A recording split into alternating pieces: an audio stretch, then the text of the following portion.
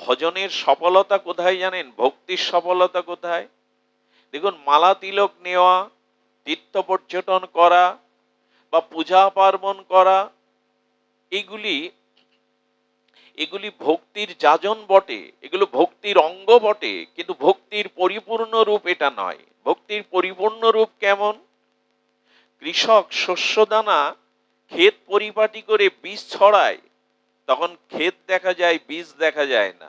শস্যগুলো ছড়ালে দূর থেকে বীজ দেখা যায় না, ক্ষেত্রটাই দেখা যায়। কিন্তু উপযুক্ত জল সিঞ্চন করলে, অনুকূল পরিবেশে সেবা পেলে, ওই বীজ যখন অঙ্কুরিত হয়ে ফসলে রূপ নেয়, তখন সব ফসল দেখা যায়, ক্ষেত দেখা যায় না। ভজনের সফলতা কোথায়? যেদিন সকলের মধ্যে আমার ইষ্ট স্ফূর্তি হবে, ওই যে ক্ষেত দেখা যাচ্ছে না, ফসল দেখা দিচ্ছে। মালা তিলক, পূজা পার্বণ, দান ধ্যান, এগুলো ভক্তির আংশিক অঙ্গ, এর দ্বারাও ভক্তি হয়, কিন্তু পরিপূর্ণ কখন? যখন ক্ষেত্র দেখা যাচ্ছে না, চারিদিকে ফসল আর ফসল দেখা যাচ্ছে। সবার মধ্যে ভগবান, সকলের মধ্যে ইষ্ট স্ফূর্তি, এটাই ভক্তিযোগের বা সাধনার, ভজনের পরিপূর্ণতা। কাকে ঘৃণা করব, কাকে পরিত্যাগ করব? সকলের মাঝেই সেই প্রভু। দেখুন, আমাদের আনন্দ চাই, শান্তি চাই। সেই আনন্দ এবং শান্তি পাওয়ার জন্য আগেই বলেছি, এই লক্ষ্যটা যত আমরা দূরে ভেবেছি, তত আমরা পিছিয়ে পড়েছি।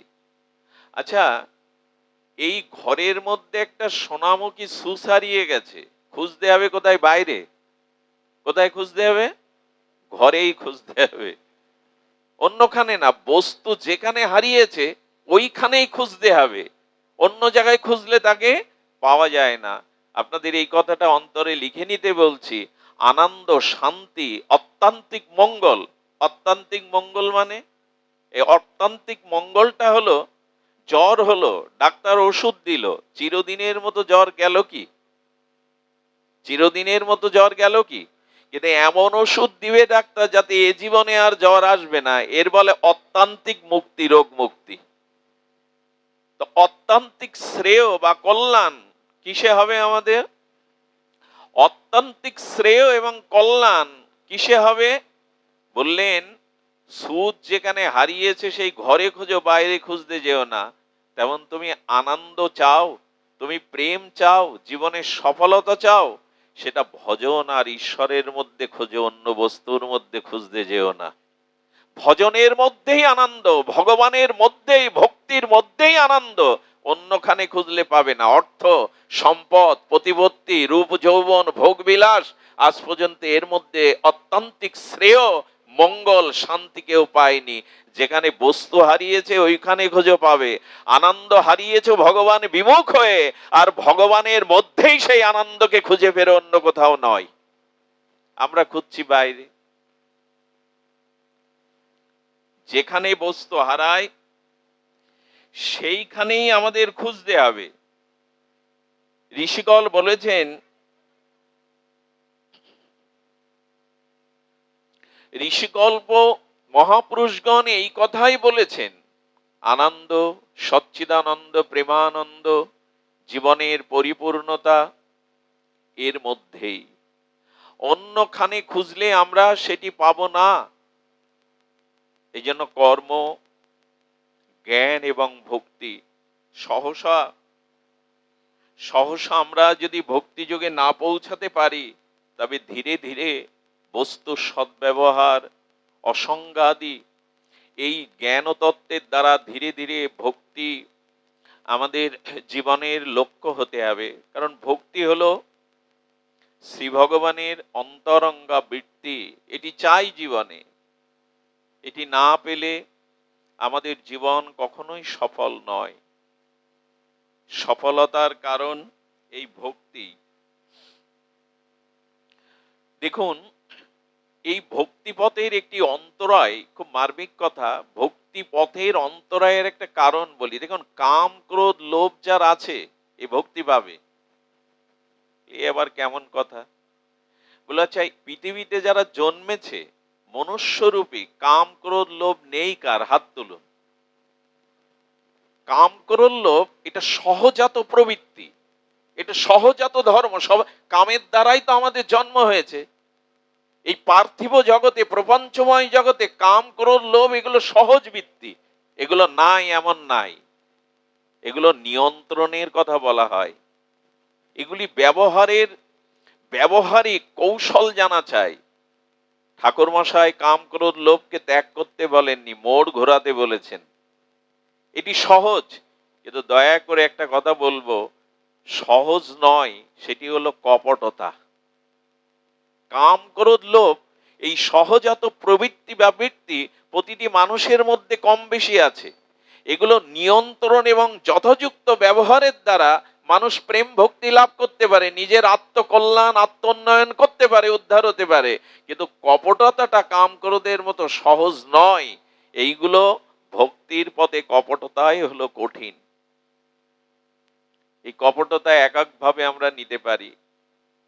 আমাদের সাধক হৃদয়, ভক্তিপথের প্রগতির যাত্রী যারা, তাদের মন আর মুখ এক হওয়া চাই, তাদের হৃদয় সরস হওয়া চাই, সরল হওয়া চাই। এই কপটতায় আজ জগৎ জীবকে ভক্তির দুয়ার হতে অনেক দূরে সরিয়ে রেখেছে। কপটতায় আমাদের, এই জন্য দেখবেন ধর্ম পর্জিত কৈতবত্র পরং নির্মাত শরণং শতম। সুদেব গোস্বামী তিনি শুরুতেই বলে দিয়েছেন, ধর্ম অর্থ কাম মোক্ষ, এটি হলো সাধকদের ভক্তির অন্তরায়, এটি কপটতা। ভগবানকে ভালো না বেসে, ভগবানের চরণে সর্বস্ব সমর্পিত না করে, সেবা বুদ্ধি না দিয়ে যদি ধর্মকে আশ্রয় করে ধর্ম অর্থ কাম মোক্ষ এ জাতীয় স্পৃহা আমার ভেতরে থাকে, তবে গোস্বামীগণ বলছেন সাধন করিলেও প্রেম উৎপন্ন না হয়। ভক্তি মুক্তি বাঞ্ছা যদি রয়, সাধন করিলেও প্রেম উৎপন্ন না হয়। বিশুদ্ধ ভক্তি পেতে গেলে এই কপটতার অন্তরায়গুলো সরাতে হবে। ধর্ম অর্থ কাম মোক্ষ এটি সারা জীবন চেয়েছি, আর সেই চাওয়াতে সসুখ বাসনায় ভক্তির পথ থেকে অনেক দূরে সরে গেছি। সাধারণ কপটতা আর ভজন জীবনে, আমাদের সাধন জীবনে, আচ্ছা ধর্ম অর্থ কাম মোক্ষ এই চতুষ্টয় পুরুষত্ব দোষের না, যদি এরও সদ্ব্যবহার করা হয়। দেখুন, আগুন ব্যবহারের জন্য সকালে উঠেই প্রয়োজন হয়, উনুনটা তো জ্বালাতে হবে, গ্যাসটা তো জ্বালাতে হবে, না হলে দুটো অন্ন পরিপাক করা যাবে না, জীবন চলবে না। কিন্তু অগ্নির ব্যবহারটা ওই উনুনের মধ্যেই সীমাবদ্ধ রাখো, বাইরে ছড়িয়ে পড়লে কিন্তু ঘর পুড়ে যাবে। তেমনি কাম ক্রোধ লোভ আছে, এটা পাবে, এটি যথার্থ নিয়ন্ত্রণের মধ্যে রাখো। যেটুকু ব্যবহার করলে এর দ্বারা নিজের জীবন নির্বাহ হবে ততটুকুই করো। কিন্তু কপটতা যদি থাকে অন্তরায় হয়ে গেল। আচ্ছা, ধর্ম কেন প্রয়োজন? ধর্মের প্রয়োজন এই জন্য যে ধর্ম থেকে কামনা পূরণ হবে, অর্থ এবং আমি মুক্তি পাব। কিন্তু এই ধর্ম থেকে এইগুলি পাওয়ার আবার সদ্ব্যবহার করা যায়, তার দ্বারা ধীরে ধীরে প্রগতি ভক্তির পথে যাওয়া যায়। অর্থটা ধর্ম কাজে সৎ কাজে ব্যয় করুন, যদি না করে নিজের ভোগের জন্য ব্যয় করেন, ওই অর্থ ধর্মে পর্যবেসিত না হয়ে আপনার পতনের কারণ হবে। অর্থ আছে, কিন্তু সেটা ধর্মে উপযোগ করুন, ধর্মে ব্যয় করুন, সৎ কাজে ব্যয় করুন। নিজ ভোগের জন্য অর্থের ব্যবহার করলে সেখানে পতন বলছেন। আর কাম, কাম মানে যে বাসনা কামনা, সেটি অন্যের সুখের জন্য। অন্যের সুখের জন্য যদি বাসনা থাকে, কামনা থাকে অন্যকে সুখ দেওয়ার, এটাই দোষ নাই। মুক্তি শুধু একার জন্য যেন নয়, সকলেই ভববন্ধন কি করে মুক্তি পায়, সকলের কি করে আত্মকল্যাণ হয়, সকলেই কি করে প্রেম ভক্তি লাভ করে, এভাবে ধর্ম অর্থ কাম মোক্ষ যদি যথাযথ স্থানে নিয়োগ করা যায়, এটি বন্ধনের কারণ নাই, এটিও ভক্তির দিকে মানুষকে ঠেলে দেয়।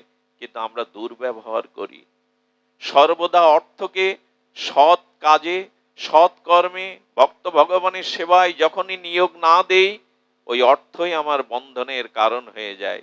কামনা যখন শুধু নিজ ভোগের জন্য, আত্মেন্দ্রিয় প্রীতিবাঞ্ছার জন্য, তখন ওই কাম বা কামনা আমার পতন ঘটিয়ে দেয়।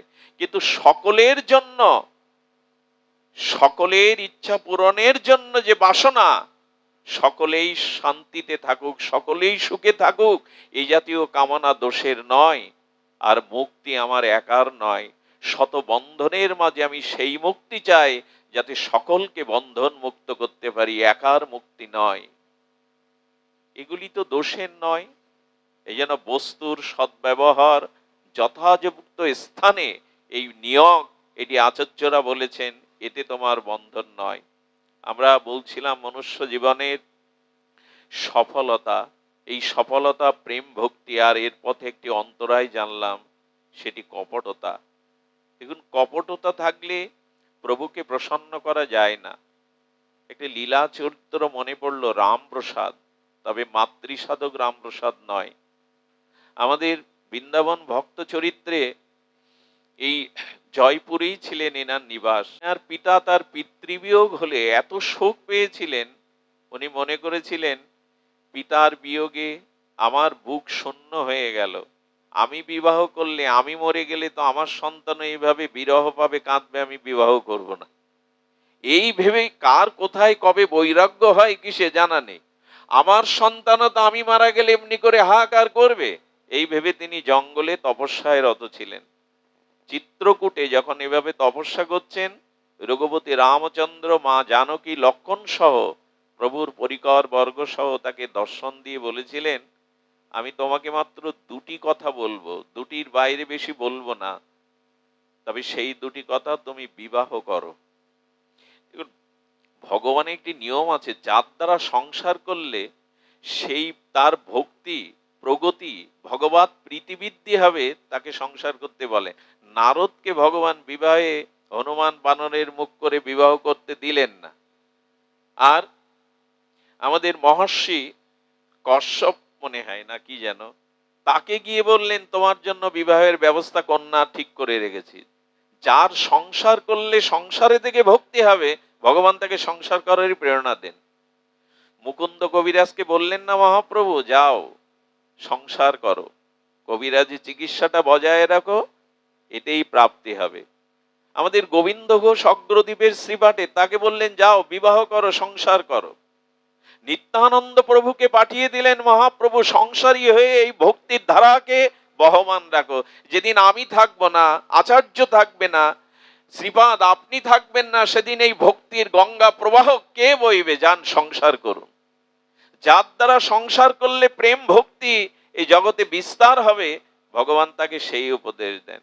রামচন্দ্র বলে গেলেন, তিনি অদৃশ্য হলেন, আর কি করবেন? ভগবানের আজ্ঞা। এসে ইনি কি করেছেন?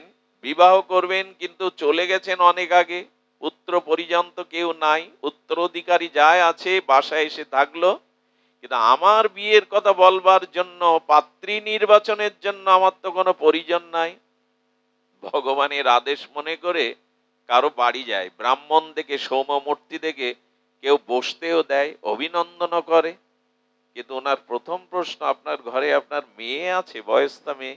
যে এই প্রশ্ন যদি কেউ করে, তাকে তো পিটানি দেবে। বলে, মেয়ের খোঁজ কেন? বলে, দেখুন আমি বিবাহ করতে চাই, তাই আপনার দুয়ারে এসেছে, আপনার কোনো কন্যা আছে কিনা। অনেকেই পিটিয়েছে তাকে। এইভাবে জিজ্ঞাসা করাটা শোভনীয় কি? ভগবানের নির্দেশ কাউকে বললেও বিশ্বাস করবে না।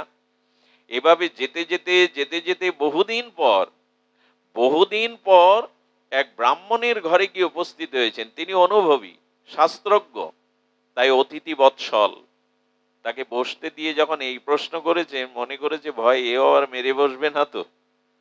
বলেন, কন্যা আপনি খুঁজছেন কার জন্য? বলে, আমার বিবাহের জন্য। তো তখন বুঝলেন, এমন সৌম্য আর এমন সাধক, যার দিব্য জ্যোতি, তিনি তিনি ঠিক ঠিক হেয়ালি করছেন না, এই কথার মধ্যে কোনো রহস্য আছে। নিবেদন করে বললেন, আচ্ছা আমি যতদূর জানি আপনি বনে তপস্যা করতেন, বিবাহের প্রেরণা কে দিল? বললেন, ভগবানই আমাকে সংসার করার আদেশ দিয়েছেন। সঙ্গে সঙ্গে কন্যা সম্প্রদান করলেন। দেখুন, একটা জিনিস আমি গতদিন মনে হয় বলেছিলাম, আপনার জীবনে যখনই কোনো কাজ আপনি আরম্ভ করবেন, সেই কর্ম করার প্রেরণা, বিচার বা কর্ম করবেন, সেই কর্ম করার আগে আপনি দুটি জিনিস ভাববেন, আজ্ঞা আছে কিনা পেছনে, পেছনে আজ্ঞা আছে কিনা, না এই কর্ম আপনি মন যেমন চেয়েছে মনোক্তি করছেন কিনা। এখানে আজ্ঞা বলতে গুরু আজ্ঞা, শাস্ত্র আজ্ঞা, সাধু আজ্ঞা। জীবনের প্রতিটি কর্মে যদি গুরু, সাধু, শাস্ত্র আজ্ঞা পেছনে না থাকে, আপনি মনোমতো আপনার মন যা চেয়েছে সেরূপ কর্ম করেন, আমি লিখে দিতে পারি আপনার পতন ঠেকাতে আপনি পারবেন না। সাধু, শাস্ত্র, গুরু বাক্যের বাইরে জীবনে কোনো কাজ করতে যাবেন না, গেলেই আপনি পড়ে যাবেন, স্খলন হবেই হবে। আজ আমাদের মনুষ্য সমাজের পতন এখানেই। আমরা আজ্ঞাকে বলমান না করে, আমি কম বুঝি, আমি কম জানি, আমাকে কেউ উপদেশ দেবে তা আমি সেইভাবে কর্ম করব। রামচন্দ্র কখনো বশিষ্ঠদেব, বিশ্বামিত্রের আজ্ঞা ছাড়া নিজ কোনো কাজ স্বতন্ত্র করেননি। মহাপুরুষদের জীবন দেখুন, আচার্যদের জীবন দেখুন, মহাপ্রভু যেমন যেমন বলেছে গোস্বামীগণ অক্ষরে অক্ষরে ব্রজে তা পালন করেছেন। নিজেদের মনোমত কোনো কর্ম আচার্যদের দ্বারা হয়নি। আজ্ঞা নাই, আপনি মনোক্তি কর্ম করছেন, আপনার পতন কেউ ঠেকাতে পারবে না। সাধু শাস্ত্র গুরু বাক্য চিত্তেতে করিয়া, এসব মানি শুধু গাই আর কীর্তনে বলি, পাঠে বলি, জীবনে আমরা এর প্রতিফলন ঘটাই কি ব্যবহারে? এর পেছনে আজ্ঞা আছে কিনা? উনি তো সন্ন্যাস নিয়ে তপস্যায় বসেছিলেন, ভগবানের আজ্ঞাতে বিবাহে মন দিলেন। আর আজ্ঞাতে যে কর্ম করা হয় সেই কর্ম সফল হয়। জীবনের সফলতা, পরিপূর্ণতা তার থেকে আসে।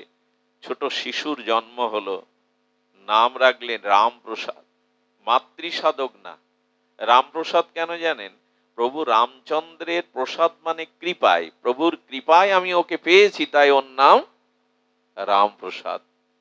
আর এই গুরু আজ্ঞায় যারা সংসার করে, গুরু আজ্ঞায় যারা সংসারের কর্ম নির্বাহ করেন, তাদের জীবনে কল্যাণ তো আসবেই। এই রামপ্রসাদের জীবনে ছোটবেলা থেকেই বিলক্ষণ কিছু লক্ষণ প্রকাশ হতো। উনি খেলতে যেতেন কোথায় জানেন? জয়পুরে বাড়ি তো, গোবিন্দজির মন্দিরের সামনে খেলতে যেতেন। যেতেন এই কারণে, ওই গোবিন্দজিকে দিয়ে ওই শিশু সুলভ মনে মনে হতো, গোবিন্দ এত সুন্দর দেখতে, আমার সাথে কি খেলবেন উনি? এই খেলার উছিলা নিয়ে প্রতিদিন সকাল হলেই কিছু গুটি নিয়ে গোবিন্দজির মন্দিরে যেতেন।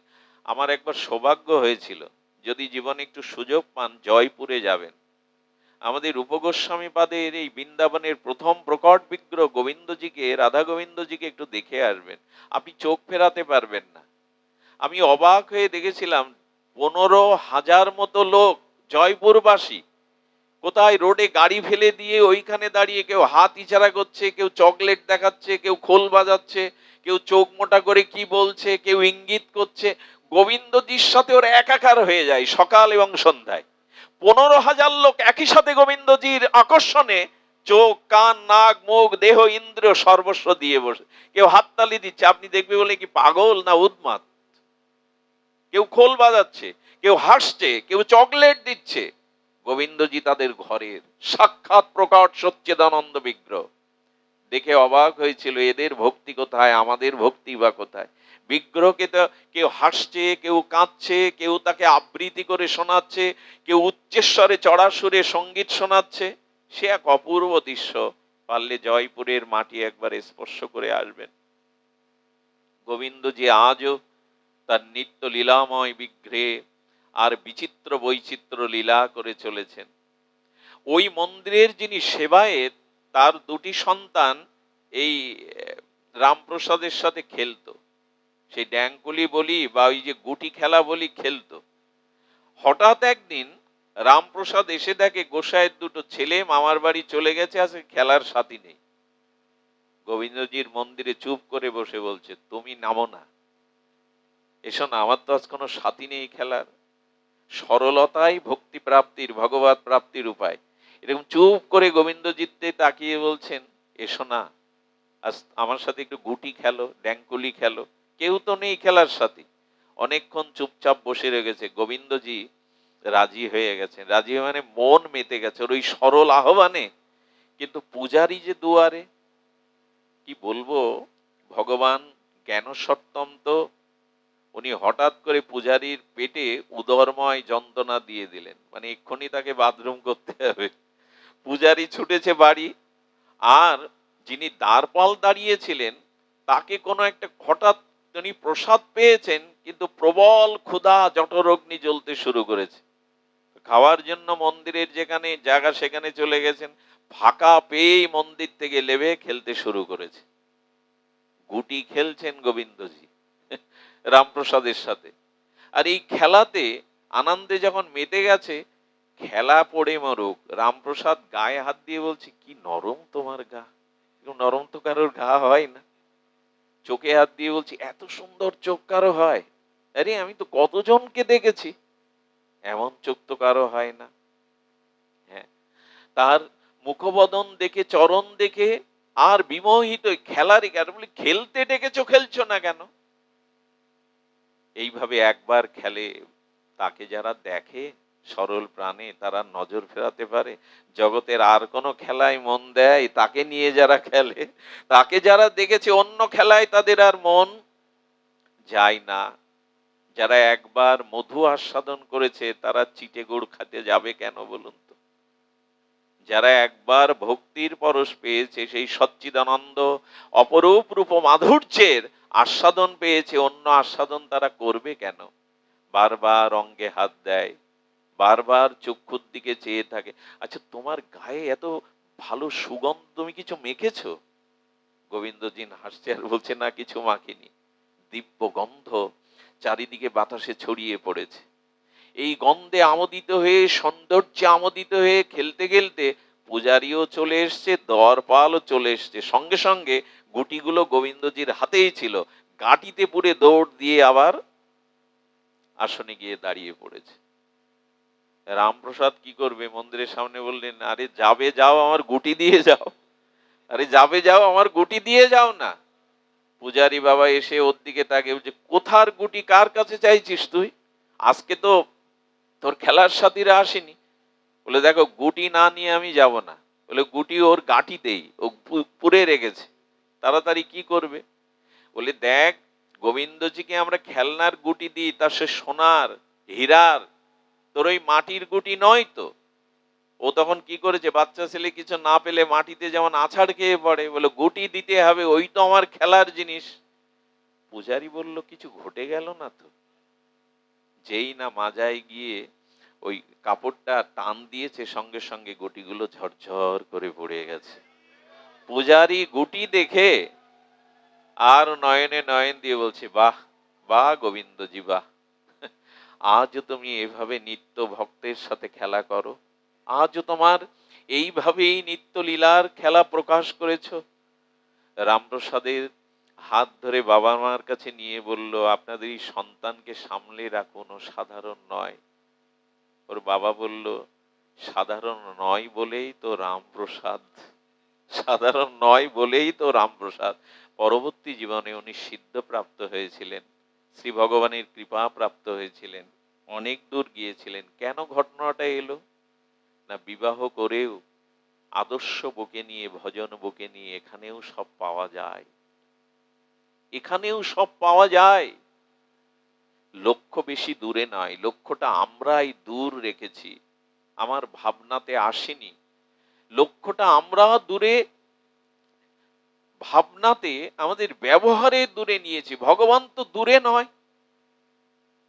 আজ আমাদের কাছে ভগবান অনেক দূরে, বৈকুণ্ঠে, কিন্তু না, সব থেকে নিকটে তিনি, হৃদয় মাঝে তো তিনি। কিন্তু ওই যে আমার হৃদয় মাঝে লুকিয়ে আছেন, কিন্তু নজরটা সেদিকে নাই।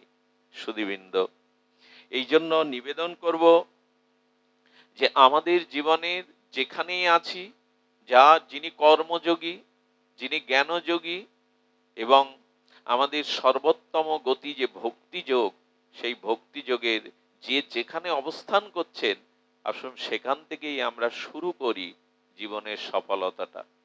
ভজন সাধনের জন্য আপনাকে অন্যখানে যেতে হবে না, তবে একটি ক্ষেত্রে আপনাকে আসতেই হবে, সেটি হলো এই সাধু সঙ্গে, ভগবৎ সঙ্গে। আমি কয়েকদিন বারবার বলে চলেছি, সাধু সঙ্গ বিহীন যদি কেউ ভগবান পান কোনো কারণে, সে পাওয়া পাওয়া নয়। সাধু সঙ্গ বিহীন যিনি ভগবানকে লাভ করেছেন, সে পাওয়াটা পাওয়া নয়। সাধু সঙ্গ করে যিনি ভগবানকে পেয়েছেন, তার পাওয়াটাই আস্বাদনের। কারণ সৎসঙ্গ ব্যতীত কংস, দুর্যোধন, রাবণ ভগবানকে পেয়েছিল, আস্বাদন হয়নি। তাদের জীবন, যদিও ভগবানের কাছে তারা সাযুজ্য মুক্তি পেয়েছিল, কিন্তু প্রেমাস্বাদন, ভক্তির আস্বাদন তারা পায়নি।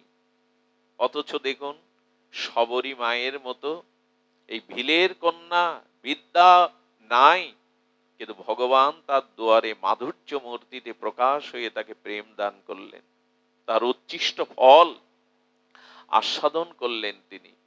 এই জন্য সৎসঙ্গের দ্বারা যে চরিত্র গঠন, জীবন গঠন, যে শ্রদ্ধা, ভজনে অনুরাগ, নিষ্ঠা, রুচি, এর দ্বারা ভগবান পাওয়াটা প্রকৃত পাওয়া। এই জন্য সাধু সঙ্গ আমাদের একান্তই প্রয়োজন। সৎসঙ্গ ব্যতীত আমাদের জীবনের লক্ষ্য কখনো পূরণ হওয়ার নয়। আমি আজ দীর্ঘ সময় বিলম্বিত হয়ে এসেছি, অনেক দূর দূরান্তের ভক্তরা এসেছেন। দেশকাল পরিস্থিতি আমরা বিবেচনা করে মহাপ্রভুকে বিশ্রামও দিতে হবে, ঘটে স্থাপন হয়েছেন, আজ অধিবাসের দিন। শুধু এইটুকু বলবো, যে যেখানে আছি একটু কপটতাকে দূরে সরিয়ে যদি আমরা সামান্য এই জ্ঞান, কর্ম এবং ভক্তি এটি উপলব্ধি করতে পারি সাধু বাণীতে, মহৎ বাণীতে, তবে লক্ষ্য আমাদের দূরে নয়, লক্ষ্য আমাদের কারো দূরে নয়। হরিদাস ঠাকুরকে দেখুন, ছোটাছুটি তো খুব বেশি করেননি। এই বেনাপোল জঙ্গল, তারপরে ফুলিয়া, তারপরে মহাপ্রভু সন্ন্যাসের পরে পুরীতে, শুধু প্রভুর লালসায় পুরীতেই জীবনকাল। দৌড়াদৌড়ি তো ছিল না, এমনকি জগন্নাথ মন্দিরে থেকেও তিনি জগন্নাথ দর্শনে যাননি। নদী শুধু সাগরে যায় না, মাঝে মাঝে সাগর নদীতেও আসে মেশে। গৌর লীলাতে হরিদাস ঠাকুরের এই জীবন চরিত্রে আমরা দেখি মহাপ্রভুই আসতেন, মহাপ্রভু তার নিকটে আসতেন, তিনি না যান কিন্তু আসতেন। আশ্চর্য হতে হয় এই নিষ্কপট, এই নামনিষ্ঠ ঠাকুর হরিদাসের আজকে দন্য। ওই যে সরলতা না এলে দন্য আসে না, সরলতা, দন্য এগুলি প্রেম প্রাপ্তির উপায়। একদিনের ঘটনা মনে পড়ে, শ্রীমান মহাপ্রভু আপনারা জানেন 7 প্রহরিয়ায় বিষ্ণুঘট্টায় বসে সব ভক্তদের ইচ্ছা অভিলাষ পূর্ণ করছিলেন।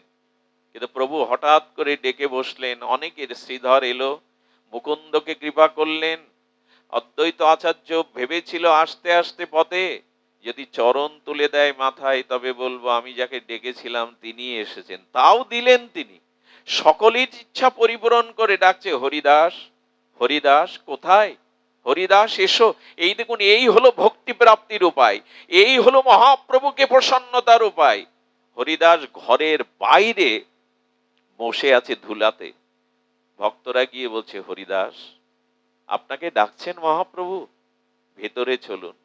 হরিদাস মাথা নত করে এলেন বটে, ভক্তরা তাকে হাত ধরে নিয়ে এলেন। সম্মুখে হরিদাস অবনত মস্তকে, প্রভুর দিকে চাইবার মতো তার সাহস নেই। হরিদাস এমন দূরে আছো কেন? তোমাকে দর্শন করলেই আমার হৃদয় প্রীত হয়। হরিদাস, হরিদাস আজ আমি সব ভক্তদের আর কল্পতরুর ন্যায় অভিলাষ পূর্ণ করছি, তুমি কিছু চাও? ধন্যের মূর্তি, ধন্যের অবতার সজল নয়নে কম্পিত কণ্ঠে বলেছিলেন, প্রভু চাইবারও জন্য তো অধিকার বা পাত্র হওয়া লাগে। চাইতে গেলেও তো পাত্র হওয়া লাগে, অধিকার লাগে, তা তো আমার নয়। মহাপ্রভু বললেন, দৈন্য সংবরণ করো হরিদাস, তোমার দৈন্যে আমার বুক ফেটে যায়। বলো, আজ আমি কল্পতরু সব ভক্তদের আমি অভিলাষ পূর্ণ করছি, তুমি কিছু চাও? বলে, চাইলে যদি তোমার সুখ হয় তবে তুমি দাও। আহা, চাইলে যদি তোমার সুখ হয় তবে তুমি তাই দাও। প্রভু, এ জগতে তোমার যত ভক্ত আছে, তোমার চরণাশ্রয় করে অনুরাগে যারা ভজন করে, আমি যেন তাদের প্রসাদ উচ্ছিষ্ট ভোজী হতে পারি, তাদের উচ্ছিষ্ট পাওয়ার অধিকারটুকু আমায় দাও। না, কোথায়? শুধু বলে যাব, আবেগে মানুষের চোখে জল আনবো, নিজেও কেঁদে আসর মাতাবো, এসব আসবে না আমাদের মধ্যে। হরিদাস ঠাকুর বলছেন, প্রভু তোমার ভক্তদের উচ্ছিষ্ট ভোজী করে আমায় দাও, আমি যেন তাদের উচ্ছিষ্ট পাই, এই অধিকারটুকু আমায় দাও। মহাপ্রভু হরিদাসের দিকে চেয়ে আছে। হরিদাস, কেন এমন চাইছো?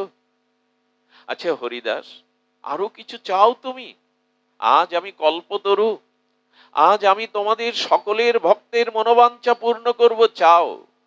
প্রভু, তবে শোনো, যে উদ্দেশ্যে জগতে পাঠিয়েছিলে সেই ভজন হয়নি, এই জন্য পুনরায় মনুষ্য হওয়ার মতো সৌভাগ্য স্বীকৃতি আমি দাবি করতে পারি না, কিন্তু একটা অনুরোধ, যদি আবার জগতে আসি তবে কোন শুদ্ধ ভক্তের দুয়ারে কুকুর করে জন্ম দিও আমায়, কুকুর করে জন্ম দিও। এটা আবেগ নয়। হরিদাস ঠাকুর কি কপটতা করে আমার মতো বলবেন? দৈন্য সাজিয়ে গুছিয়ে বলবেন? বলবেন না। প্রভু, যে উদ্দেশ্যে এসেছিলাম সে ভজন তো হলো না, মনুষ্য জন্মের আশা কি করে রাখি? আমি অন্তত অনুরোধ করে যাব আপনাদের, এমন যেন না হয় যে আগামী জন্মে এই মনুষ্য হওয়ার সৌভাগ্য আমরা যেন হারিয়ে না বসি। কুকুরের কথাই যখন মনে পড়লো, মনে পড়ে আমি উত্তর দিনাজপুরে আমাদের এক বিনোদ বাবার বাড়িতে গিয়েছিলাম। ভক্তপ্রবাদ পাঠ শুনেই তিনি প্রসাদ ভুজিয়ে বাড়ি মন্দির করে সেবায় নিজেকে সমর্পিত করেছেন। ওনার বাড়ি একটা এই ভক্ত কুকুর আছে। আশ্চর্যান্বিত কি জানেন, প্রসাদ ব্যতীত তার সামনে যা কিছু দিলেও সে স্পর্শ করবে না। এবং অবাক হয়ে দেখলাম, শঙ্করধ্বনি ঘণ্টার ধ্বনিতে হরিনামের মঙ্গলময় ধ্বনি যখন কীর্তন হচ্ছে, চিৎকার করে করে সামনের দুটো হাত তুলে কীর্তন করছে, ও চিৎকার করছে, ওর ভাষায় ও কীর্তন করছে, ওর ভাষায় ও কীর্তন করছে চিৎকার করে করে। ওর সামনে গেলে মনে হলো, প্রভু যদি কখনো স্খলিত পতিত হয়ে এই দুর্লভ মনুষ্য জন্ম হারিয়ে বসি, তবে হরিদাস ঠাকুরের এই কথাটা যেন স্মরণ থাকে, ভক্তের দুয়ারে আমাকে অন্তত তাদের প্রসাদ ভোজি নাম শ্রবণের মতো কুকুর করে দিও। আনুগত্য নিয়ে যাতে পড়ে থাকতে পারি, কারণ ভক্তের আনুগত্যে থাকলে তাদের করুণা, তাদের কৃপা দৃষ্টিতে আবার হয়তো সুযোগ পাবো। মহাপ্রভু তখন বলছেন, দেখো দেখো হরিদাসের দৈন্য দেখো, এই দৈন্য না হলে কি প্রেম হয়? এই দৈন্য যার মধ্যে নাই সে কি প্রেম পায়? দেখো দেখো ভক্তগণ, হরিদাসের দৈন্য দেখো। মহাপ্রভু সহাস্যে পরমানন্দে বললেন, এই দৈন্যই প্রেম ভক্তি আনতে পারে। আসুন না, শুধু শ্রবণে নয়, ব্যবহারেও আমাদের জীবনে একটু প্রতিফলিত হোক। অভিমান, অহংকার, অসৎ জ্ঞান, ভগবান বলছেন অহংকারী বিনাশের কারণ। যেন রূপের গর্ব না থাকে, যেন জাতির গর্ব না থাকে, যেন কপটতা না থাকে, যেন যৌবনের গর্বও না থাকে। যদি বিদ্যার গর্ব, জাতির গর্ব, যৌবনের গর্ব, রূপের গর্ব থাকে, তবে ভক্তির পথে তা চরম অন্তরায় হয়ে যাবে। সুধীবৃন্দ, আমি গত কিছুদিন আগে আমরা দুর্গা মায়ের কথা বলেছিলাম।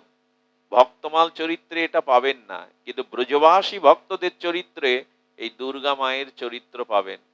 কাশ্মীরের এই মেয়েটা পিতাকে হারায় এবং তার দিদিমার কাছে মানুষ হয়। এই দিদিমার কাছে ছিল গোপাল বিগ্রহ। দিদিমা অসুস্থ হলে গোপালকে সেবা করতে করতে এত অনুরাগ এসে গেল দুর্গার যে গোপাল সেবা ছাড়া সে কিছু। দিদিমা, দুর্গি, আমি কবে চলে যাব, তোকে একটু পাত্রস্থ করে যেতে পারলে ভালো হয়। বলো, গোপালকে ছাড়া আমি থাকবো না। দিদিমা, কার হাতে দেবে? তারা হয়তো বিগ্রহ সেবা করতে দেবে না। আসলে ঘটলও তাই। দুর্গির যেখানে বিয়ে হলো দুর্গা মায়ের, সেই বিবাহের পরে এই গোপাল হয়ে গেল শাশুড়ি এবং স্বামীর পথের কাঁটা। এই নিয়ে পড়ে থাকতে থাকতে কখনো ধ্যান জপে সমাধি এসে যায়, সংসারের কাজ শিথিল হয়ে যায়, শাশুড়ি প্রহার করে, স্বামীও বড় কথা বলে। এইভাবে সংসারের প্রবাহমান চক্রে তাকে দুটো তিনটে সন্তানও হয়ে গিয়েছিল, কিন্তু একমাত্র গোপালকেই তিনি সন্তান মনে করতেন। সুধীবৃন্দ, একদিন শাশুড়ি আর বর মিলে গোপালকে পচা নর্দমার মধ্যে ফেলে দিয়ে আসলো। দুর্গা যখন দেখছে তার সন্তান, তিনি সন্তান স্নেহে গোপালকেই মনে করতেন, আর যাদের পেটে ধরেছেন তাদের মনে করতেন, কিন্তু গোপালের প্রতি অনুরাগ তার 16 আনা। আমার গোপাল কোথায়? অত্যাচারিত হতে হতে ওরা ভেবেছে ওর প্রতিবাদের ভাষা নেই। যারা খুব গম্ভীর নীরব তাদের রাগাবেন না, যেদিন তাদের মধ্যে তার স্বরূপ প্রকাশ হবে ঠেকাতে পারবেন না। যেই বলছে তাকে ড্রেনে ফেলে দিয়েছি আর পাবে না, ওর জন্য এই সংসারের যত অশান্তি, সেদিন দুর্গা দুর্গার রূপ ধরেছিল শাশুড়ির সামনে। এমন রূপ ধরেছিল তিনি ভয়ে প্রকম্পিত হয়ে গেছিলেন। বললেন, বেরিয়ে যাও, আমাকে চোখ রাঙাও তুমি। সেই দিন ওই এক কাপড়েই বলেছিল, বেরিয়ে যাব, কিন্তু গোপালকে নিয়ে বেরিয়ে বলে দাও, নাহলে আমি তোমাদের কুণ্ঠিত হব না গায়ে হাত তুলতে। যখন ভক্ত বিদ্বেষীর প্রতি ক্রোধ করা যায়, ক্রোধটা সেখানে ভক্তির পরিচায়ক হয়ে যায়। ওই বিগ্রহ ভয়েতে দেখিয়ে দিয়েছিল। গোপালকে নিয়ে তিনি এসেছিলেন কাশী। কাশী থেকে একদিন বলেছিল, গোপাল বলে দে আমার জায়গা কোথায়। গোপাল তখন মৃদু মৃদু স্বপ্নেতে আসতে শুরু করেছে। স্বপ্নেতে বললেন, মা তুমি আমাকে ব্রজে নিয়েই চলো। জায়গা তো এখানে। দুর্গী মা গোপালকে নিয়ে ব্রজে এলো, কিন্তু কাছে তো কিছু নাই। খাবেটা কি? গৌরাঙ্গ বাবার মন্দিরে বলল, বাবা আশ্রয় হবে? বললো, মাতাজিদের তো এখানে আশ্রয় নেই, তবে বলে দিচ্ছে এক ব্রজবাসীর দুয়ারে থাক। বলে, বাবা পাবো কি? বলে, এখান থেকে দুটো করে রুটি নিয়ে যাস। ওই রুটি নেয়, গোপালকে একটু দেয় আর নিজে পায়। একদিন গোপাল স্বপ্নেতে বলছেন, ও মা, তোমাকে তো দীক্ষা নিতে হবে। তোমাকে দীক্ষা নিয়ে এই দেখুন, ভগবান যার সাথে কথা বলে, ভগবান কি নির্দেশ দিচ্ছেন? তুমি গৌরাঙ্গ বাবার কাছে মন্ত্র নাও, বৈষ্ণব মন্ত্রে, কৃষ্ণ মন্ত্রে দীক্ষা নিয়ে ভজন করো। গোপাল, তুই তো আমার সন্তান। বলে, আমি প্রেম ভক্তি দিতে পারি না, পারে গুরুদেবী, গুরু কৃপা না হলে তুমি কিছু পাবে না, মা যাও। গৌরাঙ্গ বাবাকে স্বপ্নের কথা জানালেন, গৌরাঙ্গ বাবা দীক্ষা দিলেন। দীক্ষা দেওয়ার পরে এই দুর্গা মা গোপালকে নিয়েই ব্রজে কাটান। একদিন বলল, মা আমাকে একটু ব্রজ দর্শন করাবে? তখন আগে স্বপ্নেতে কথা বলতো, এখন বিগ্রহ থেকে কথা বলতে শুরু করেছে। বলে, দেখবি রে, কোলে করে নিয়ে আঁচলে ডেকে সমগ্র বৃন্দাবন, রাধাকুণ্ড, শ্যামকুণ্ড, গিরিরাজের পরিক্রমা করতে করতে বলছেন, মা সামনে ঝুলন, আমাকে একটা দোলনা কিনে দেবে? কে বলছে কোলে বসে? জগদীশ্বর। আচ্ছা, পারেন না উনি? জানেন তো যে দুর্গা মার কিছুই নাই, দুটো করে রুটি ভিক্ষা পায়, মাদু করি তাই পায়। বলো, মা তুই এত তুই এত এত দাবি করিস কেন গোপাল? আমার কাছে 5 টাকা কেন, 5 পয়সাও নাই, জানিস, তবে আমাকে কষ্ট দিস কেন? না মা, আমি দোলনায় চড়বো, দুটো দোলনায় দোল খাবো। মা রেগে ঘরে গিয়ে, ঘুরে এসে ঘরে গিয়ে বলে, এখানে পড়ে থাক, খবরদার আমাকে জ্বালাবি না।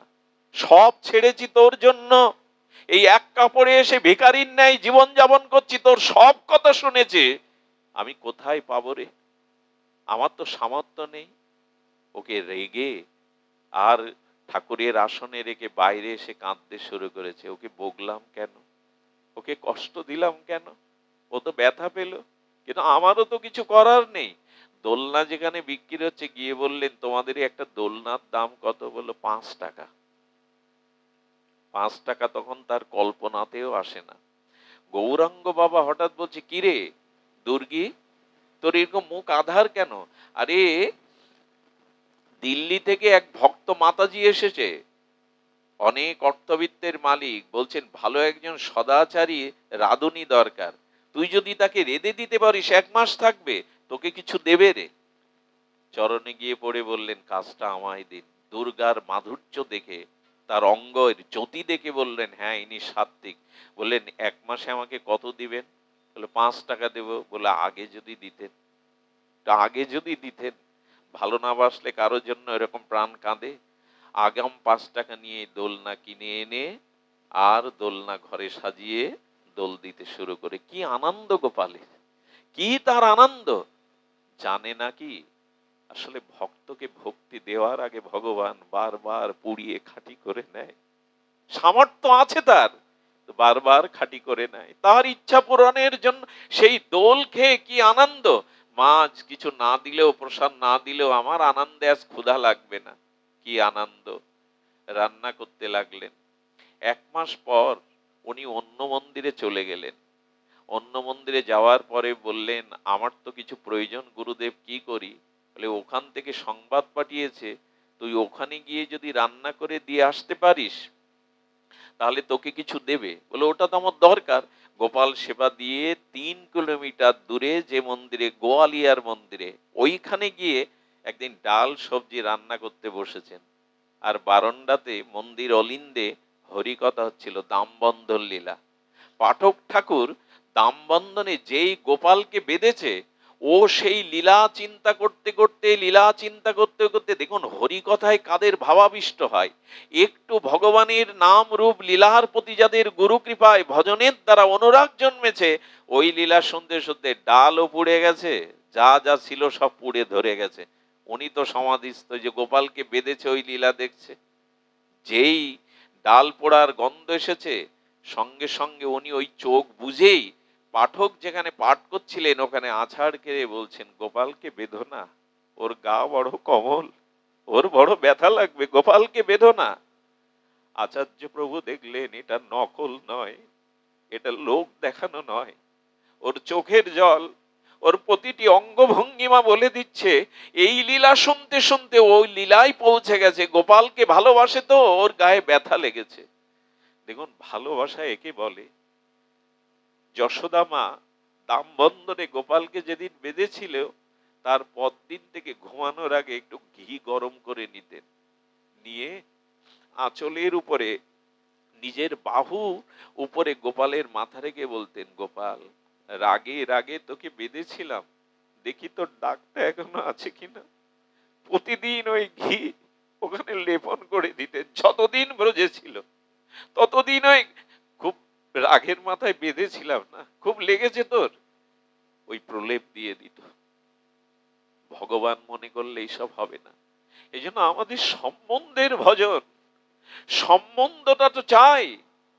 দুর্গা মা যখন কাছে, পাঠক ঠাকুর উঠে এসে নমস্কার দিয়ে বলছে, কিরে মা, তুই ডাল পুড়িয়েছিস, সব পুড়ে ছাই হয়ে গেছে, আবার গোপালকে বেঁধেছিস বলে কাঁদছিস, ওর বাঁধন মুক্ত করে দাও। চিনতে পারলেন এ সাধারণ না। আসলে আসলে সংসার কাজ ভুল হয়ে যেতে পারে। ওই চিন্তা, ওই ভাবনা যাদের না, তাদের এটা ভুল হয়। দুর্গা মাকে এমন করাচ্ছেন কেন জানেন গোবিন্দ? গোবিন্দ মনে মনে বলছেন, গোপাল আমার মা যে কত উচ্চকোটির সাধক সেটা ব্রজবাসীরা জানুক, মহাত্মারা জানুক, এই জন্য তিনি এই লীলা করছেন। একদিন গোপাল মাকে বলছেন, তখন কোলে উঠতে শুরু করেছেন, সাক্ষাৎ বিগ্রহ প্রকট হয়ে কোলে বসতে শুরু করেছেন। ও মা, আমাকে একটু রাস দেখাবে? রাসেশ্বর তিনি নিজে বলছেন, আমাকে একটু রাস দেখাবে। রাস মানে বুঝতে পেরেছেন? যারা ব্রজে যান দেখবেন ওখানে রাধা মাধব সাজে, অষ্ট সখী সাজে। এইটা বিনোদ বাবার ওখানেও যখন হয়, কি করে জানেন? আমাদের বর্ষনার বাবা, বাবা গিয়ে ওই যারা রাধা কৃষ্ণ সাজে, সাক্ষাৎ যুগল জ্ঞানে তাদের চরণে প্রণাম করে, পুষ্পাঞ্জলি দেয়। আমি একবার রাধা কুণ্ডে, ওই রাস মঞ্চস্থ হচ্ছে, ওখানে আমাদের রাধা কুণ্ডের ভূষণ দৈন্য নামনিষ্ঠ মরুতে প্রাণকৃষ্ণ বাবাজি মহারাজ ওখানে গেছেন।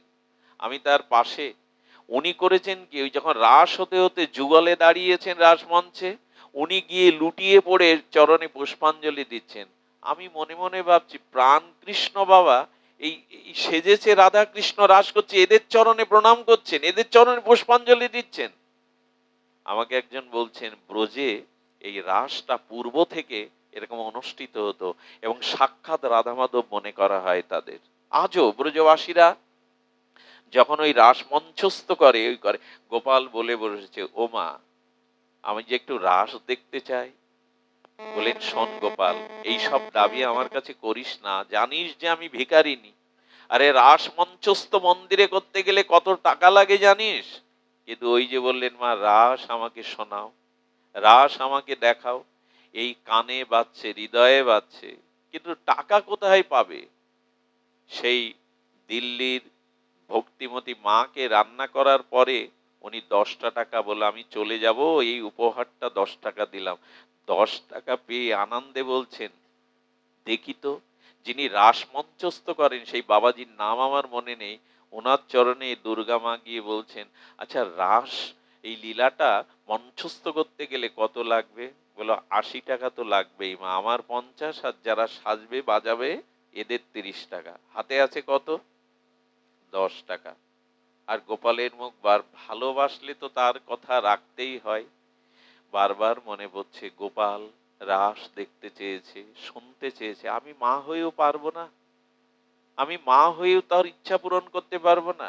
হঠাৎ দেখছেন একজন শেঠ দান করছে ভিখারিদের।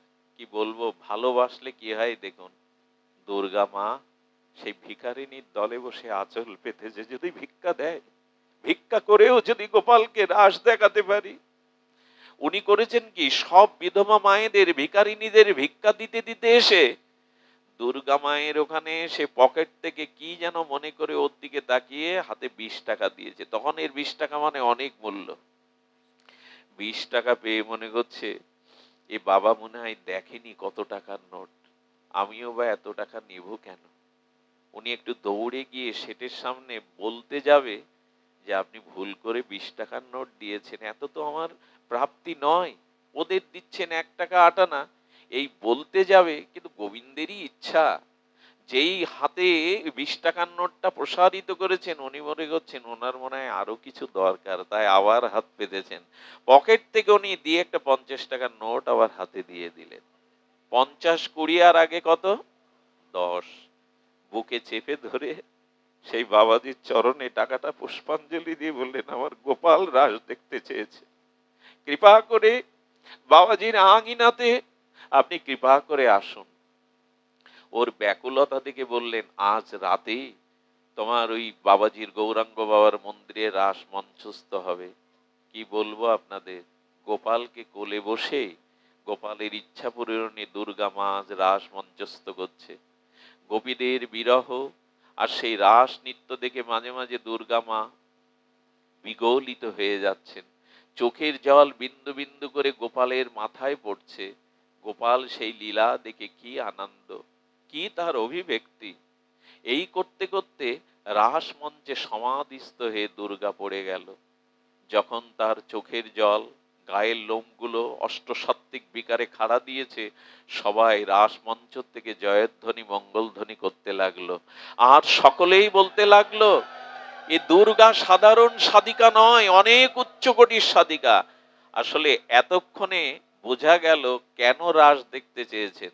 রাস মঞ্চে বৃন্দাবনের সব বাবাজি মহারাজগণ তাদের সামনে মার পরিচয়টা তুলে ধরছেন, আমার মা সাধারণ সাধিকা নয়, আমার মা অনেক উচ্চকোটির সাধিকা, এটি প্রকাশ করবেন বলে এই লীলা করছেন। এরপরে বড় হৃদয় বিদারক ঘটনা, এরপরে দুর্গা মা বিদ্যা হয়ে গেলেন, আর কোথাও যেতেও পারে না। গোপাল তখন মাঝে মাঝে মন্দির থেকে আর রুটি এনে মাকে পাওয়ায়। যে একদিন তার দায়িত্ব নিয়েছেন, আজ তিনি তার দায়িত্ব পালন করছেন।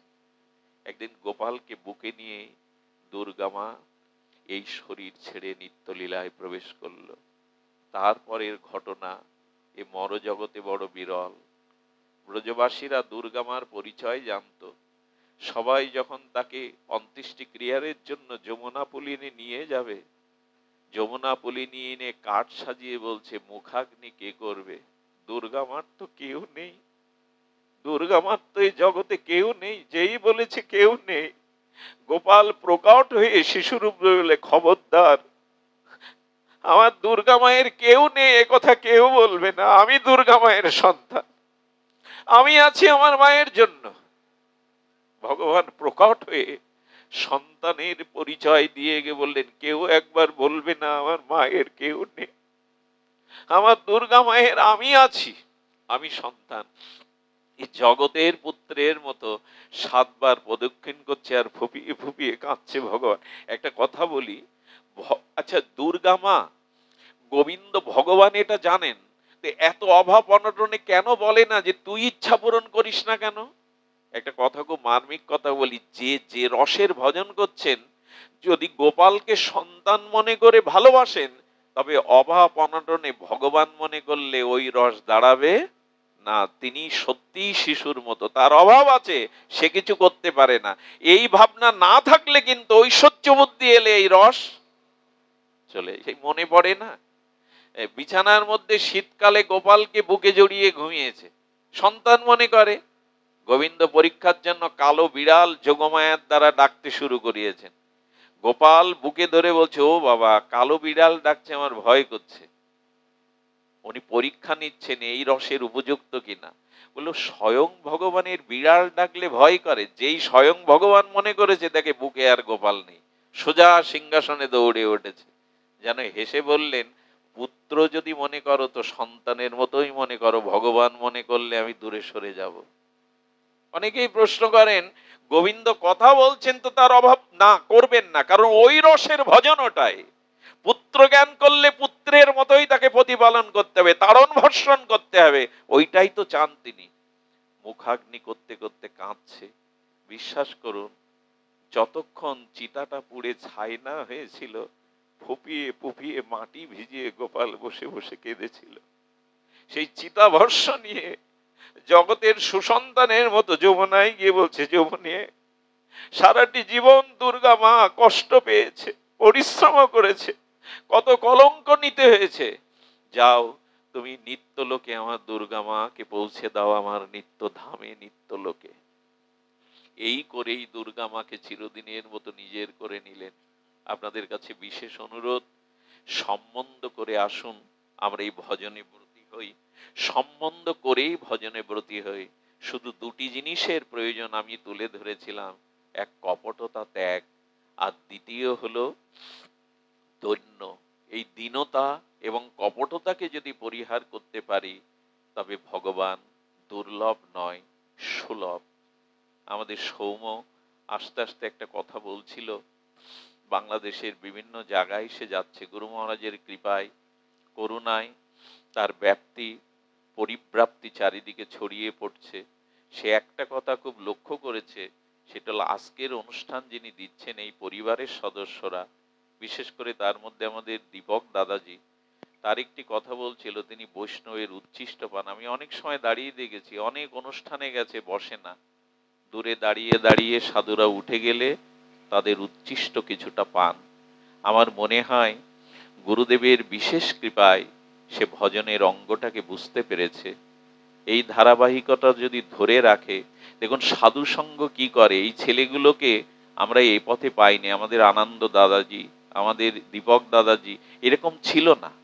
গুরু কৃপায় সাধু সঙ্গের মহিমায় আজ তারা জীবনের লক্ষ্যকে উপলব্ধি করছে। না হলে এই ভাদ্রের মতো বর্ষণমুখর দিনে নিজের পিতার উদ্দেশ্যে এত সুবুদ্ধ ভক্তের আগমন ঘটাতে পারে যদি কৃপা না থাকে, গুরুবল না থাকে। এভাবে আপনারা কত দূর দূরান্ত থেকে ভক্তগণ এসেছেন। আমার তো মনে হয় দেখে যাও, এই পরিবারের যারা এসে দেখে যাও, স্বয়ং ভগবান আসার থেকে তোমাদের দুয়ারে যারা এসেছেন তারা ভগবানেরই বুকে নিয়ে কৃপা করতে তোমাদের দুয়ারে এসেছেন। আরে ভগবান পাওয়া সুলভ, ভগবানের প্রিয় ভক্তকে পাওয়া গৃহে এটা বড় দুর্লভ। আজকে সেই প্রাপ্তি ঘটেছে তাদের শুধু আনুগত্যের কারণে, গুরু ভক্তির কারণে। আমি অর্বাচীন, আমি মূর্খ, শাস্ত্র জ্ঞান বলতে কিছুই নাই। আমি সারাদিন বিষয় গর্তে ডুবে থাকি, বিষয় বাসনার বিষ হৃদয়ে মাখানো। আমার দ্বারা হরি কথা, লীলা কথা দিয়ে আপনাদের হৃদয় সিঞ্চন করে পরিশান্তি দেওয়া আমার কাজ নয়। যেটুকু বললাম সেটুকু আপনাদের প্রসন্ন কৃপায় আপনারা সকলে মিলে প্রার্থনা আশীর্বাদ করবেন। আমাদের পিতা ঠাকুরের যার উদ্দেশ্যে এই মাঙ্গলিক অনুষ্ঠান, তার আত্মার বিদেহী আত্মার পারলৌকিক কল্যাণ হোক। আপনারা সবাই দুবাহু বাড়িয়ে একটু প্রার্থনা করুন যাতে তার আত্মার দিব্যধাম প্রাপ্ত হয়। সকলেই ভালো